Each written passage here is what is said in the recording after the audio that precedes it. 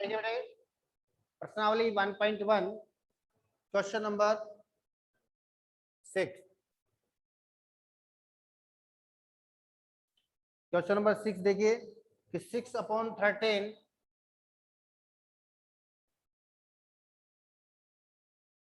6/13 को -7/16 के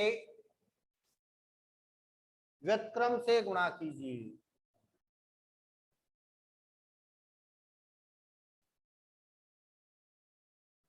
क्या करा वो कि 6/13 को -7/16 के व्युत्क्रम से। अब -7/16 का व्युत्क्रम क्या होगा? -7/16 का व्युत्क्रम क्या होगा बताओ बेटे? गुणात्मक प्रतिलोम व्युत्क्रम या गुणात्मक प्रतिलोम 16/-7 16/-7। Very good. उल्टा हो जाएगा ना, 16/-7 हो जाएगा। 16/-7 से इसको गुणा करना आपने, तो गुणा करो 6/13 गुणा 16/-7। 16 को 6 से गुणा करो, 6 6 36, 16 6 96। क्यों? और तेरे साथ नहीं, तेरे साथ कितने आ गए? 91 आ गए। तो माइनस के कितने आ गए? 96/91 आंसर आ गया।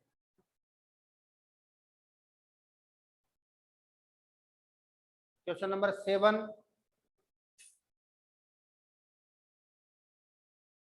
बताइए कौन से गुणधर्म की सहायता से आप 1/3 इंटू 6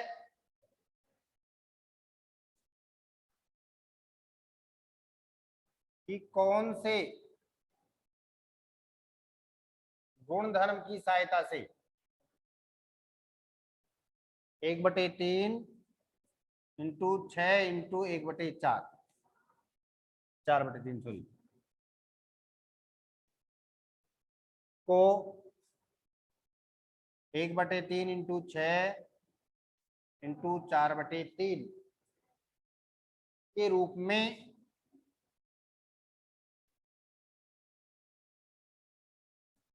अभिकलन करते हैं।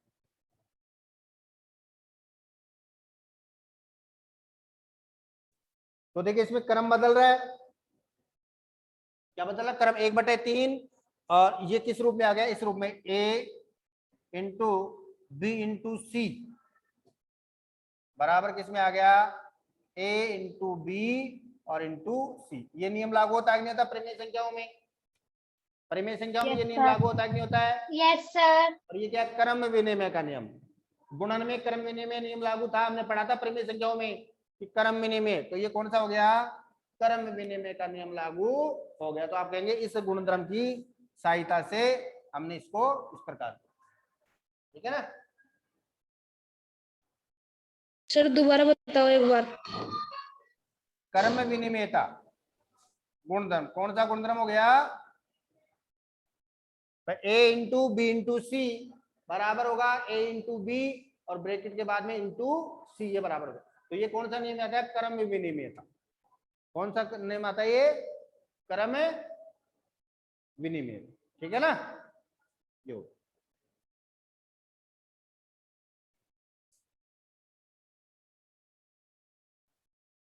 Question number 8। क्या -1 से -1/8 का गुणात्मक प्रतिलोम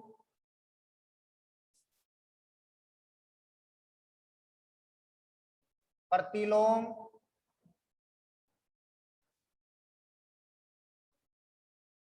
8/9 है? जांच करना अपने को, या नहीं है? -1 से ही 1/8 का गुणात्मक प्रतिलोम 8/9 है, क्या जांचना है? तो देखिए 8 को 1 से गुणा करो, मिश्र भिन्न है तो मिश्र भिन्न को पहले तो क्या करेंगे? सरल में बनाएंगे। तो 8 1 8 8 1 9 -9/8 हो गया। अब -9/8 का गुणात्मक प्रतिलोम व्युत्क्रम क्या होगा? 8/-9 होगा ना? 8/-9 का गुणात्मक 8/-9 है। अतः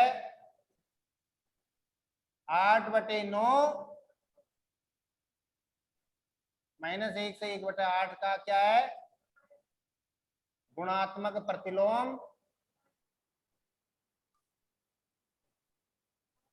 नहीं है। नहीं है ना, क्योंकि 8/-9 होना चाहिए, जबकि इसमें -9 है ही नहीं, इसलिए 8/9 जो है इसका गुणात्मक प्रतिलोम नहीं है। क्या 3 से 1/3 का गुणात्मक प्रतिलोम 0.3 है क्या? नहीं है। अब क्यों नहीं है, इसका कारण भी आप दे दिया करो, क्योंकि इसको गुणा करो, गुणा करने पर जैसे -9/8 इंटू 8/9, 8 से 8 कैंसिल, -1 आ रहा है, जबकि गुणा करने पर क्या होना चाहिए? गुणात्मक प्रतिलोम में क्या होता है? a into B into C into D बराबर 1 आंसर आता है। यानी संख्या को और उसके गुणात्मक प्रतिलोम को मल्टीप्लाई करने पर उसका आंसर क्या आना चाहिए? 1 आना चाहिए, तभी वो गुणात्मक प्रतिलोम होगा। अब इन दोनों को गुणा करें तो गुणा कितना आ रहा है? -1 आ रहा है, अतः इसका गुणात्मक प्रतिलोम नहीं है। ठीक है ना। 9वां क्वेश्चन, क्या 3 से 1/3 का गुणात्मक प्रतिलोम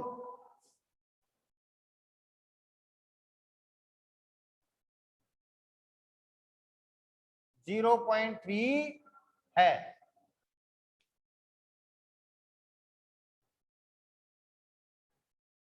क्यों या अथवा नहीं? तो देखिए इसको कैसे लिख सकते हैं अपन? 3 को 3 से गुणा करो, 3 3 9 1 10, 10/3 आ गए, और तथा 0.3 को हम कैसे लिख सकते हैं? 3/10, 0.3 को 3/10 लिख सकते हैं ना? बताओ भाई। Yes sir. लिख सकते हैं ना? Yes sir. उठाएंगे तो नीचे एक संख्या 0 लग जाएगी। अब दोनों को मल्टीप्लाई करो, 10/3 इंटू 3/10 कितना? 1 आ रहा है क्या? दोनों का गुणनफल 1 आ रहा है क्या? Yes sir. 1 आ रहा है ना गुणनफल, तो आप क्या लिखेंगे? आता है 3 से 1/3 का गुणात्मक प्रतिलोम जो है 0.3 है। नोट करो। Question number 10।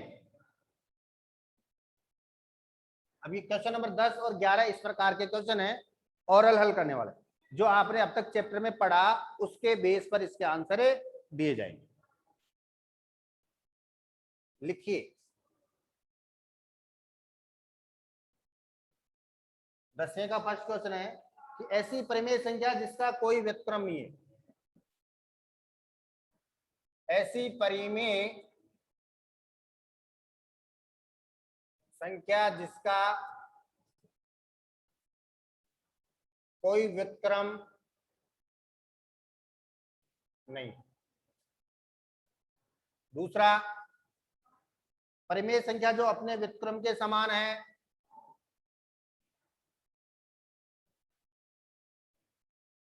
जो अपने व्युत्क्रम के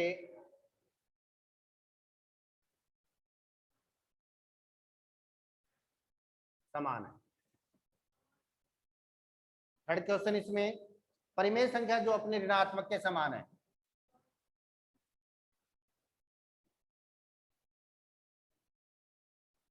जो अपने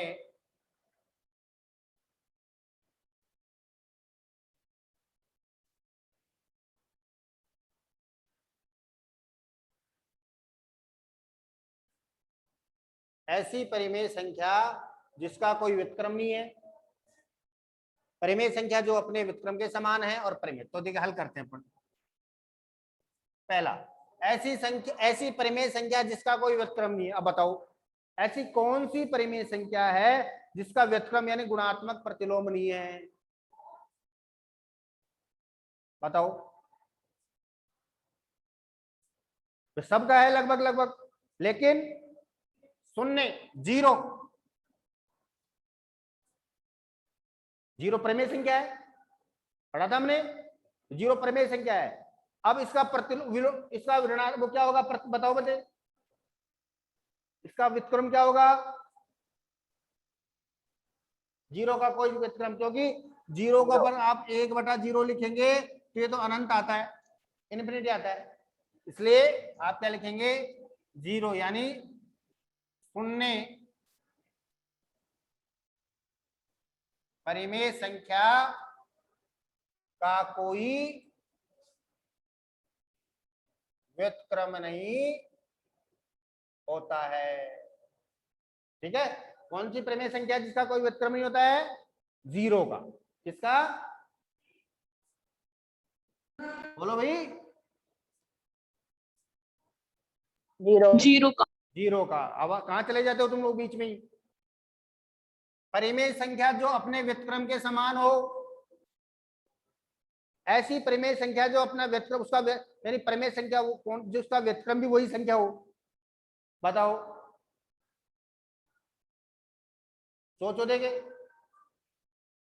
एक और -1, एक और -1, दोनों का एक का व्युत्क्रम एक ही होगा, अरे एक का व्युत्क्रम क्या होगा, 1/1 वही एक ही होगा, और -1 का भी बटे 1 वही -1 होगा, तो 1 और -1 का व्युत्क्रम भी क्या होता है, 1 और -1 ही होता है। तो आप क्या लिखेंगे, 1 और -1 परिमेय संख्या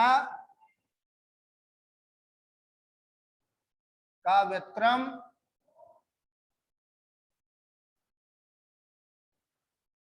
भी 1 व -1 ही होता है।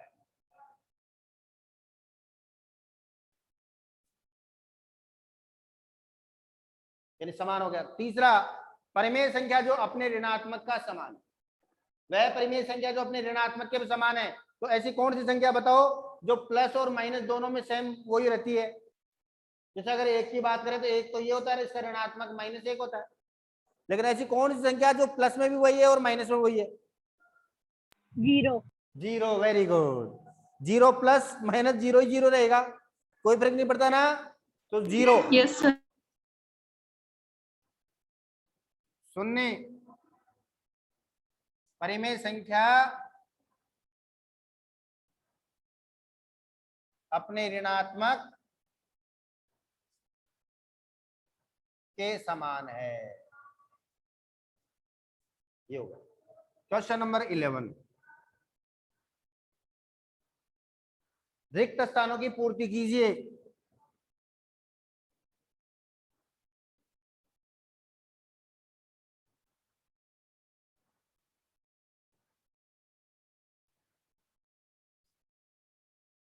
पहला,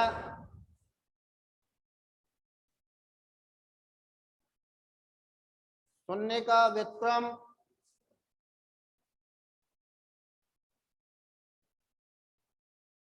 है।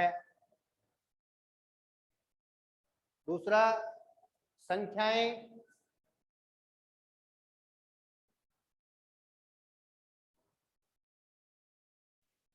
तथा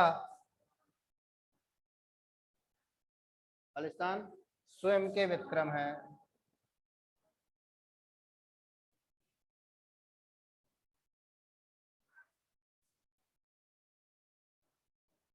थर्ड, -5 का व्युत्क्रम है।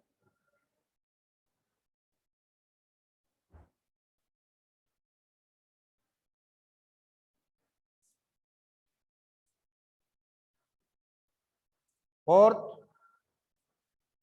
1/x, x not equal to 0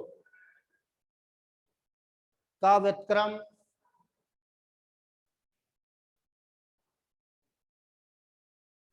है। पांचवा, दो परिमेय संख्याओं का गुणनफल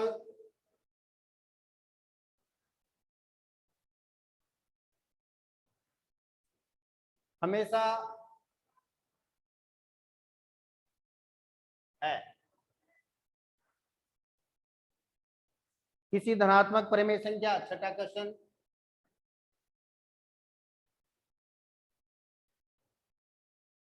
किसी धनात्मक परिमेय संख्या का व्युत्क्रम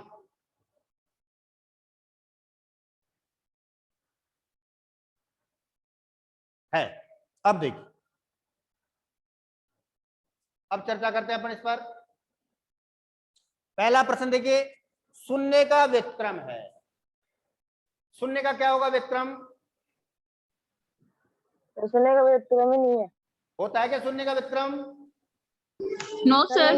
अभी अभी पहले बताया था ना मैंने, शून्य कौन सी संख्या परिमेय जिसका व्युत्क्रम नहीं तो शून्य, तो आप लिखेंगे शून्य का व्युत्क्रम नहीं आ जाएगा, इसमें क्या आ जाएगा? नहीं है, शून्य का व्युत्क्रम नहीं है। संख्याएं, अब ऐसी कौन सी परिमेय संख्या जिसका स्वयं का वही संख्या उसका व्युत्क्रम के समान है? सर 1 और -1। शाबाश, अभी पढ़ा अपन 1 और -1 स्वयं के व्युत्क्रम के समान हो। -5 का व्युत्क्रम है, -5 का व्युत्क्रम क्या होगा?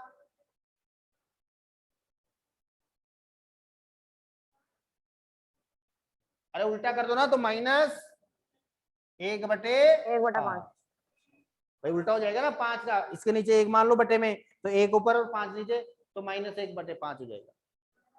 1/x का व्युत्क्रम क्या होगा? वही उल्टा, x/1 यानी x। 1/x का व्युत्क्रम क्या हो गया? x हो गया। दो परिमेय संख्याओं का गुणनफल हमेशा क्या होता है? परिमेय संख्या। परिमेय संख्या। परिमेय संख्या।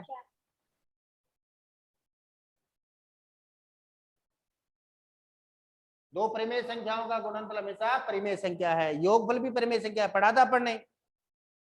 किसी धनात्मक परिमेय संख्या का व्युत्क्रम धनात्मक होता है, ऋणात्मक होता है? धनात्मक। धनात्मक।